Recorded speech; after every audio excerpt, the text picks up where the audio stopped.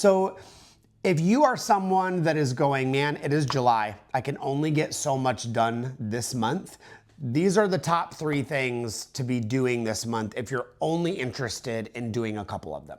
So for you that are in USDA zones 3 through 8, you're kind of midway through annual vegetable season. So you're doing a lot of harvesting, you're deadheading, especially a lot of your flowers, your annuals, your perennials. If you deadhead them now, this is gonna give you more consistent blooms and a thicker, bushier plant throughout the rest of the season.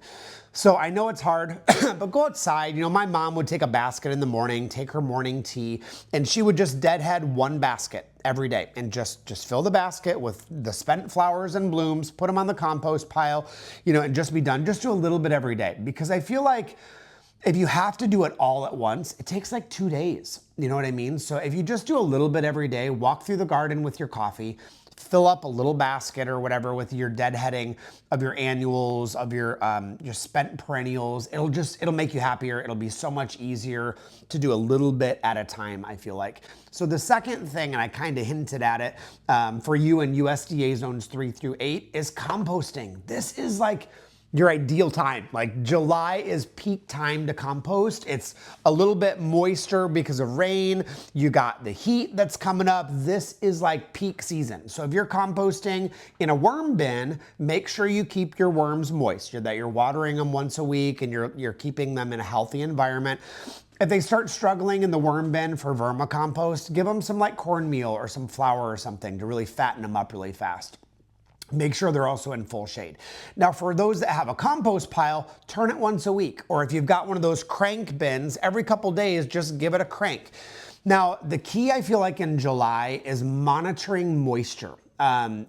Jeff Lawton would always say, like, if you grab a handful of compost and you squeeze it, and 1 drop of water comes out, like a very wrung out sponge, that's the perfect amount of moisture in compost. If you squeeze it and you get 2 drops, it's too wet. So that's kind of the rule of thumb that I've always kept in mind. I mean, I don't know the science behind it, you know, but I do feel like when I follow that rule, I just get a better result, you know, with my compost. So if you're in those, you know, USDA zones 3 through 8, you're harvesting annual vegetables, you're composting, and now is the time to plant those annual flowers to get fall blooms. So if you're wanting, you know, something on your Thanksgiving table or your autumn table, think about planting cosmos again, zinnia, sunflower, stagger them, you know, do 1 little packet a week. So that way you've got continual blooms through the fall. Because what happens is the annuals that you planted beginning of season, those zinnias, those cosmos, they kind of get spent by August and they start looking rough and you just want to cut them back. But if you plant another round of them now, then you've got this nice fresh growth coming into fall. And if you get one of those like Indian summers, you could have those blooms like really into fall, into,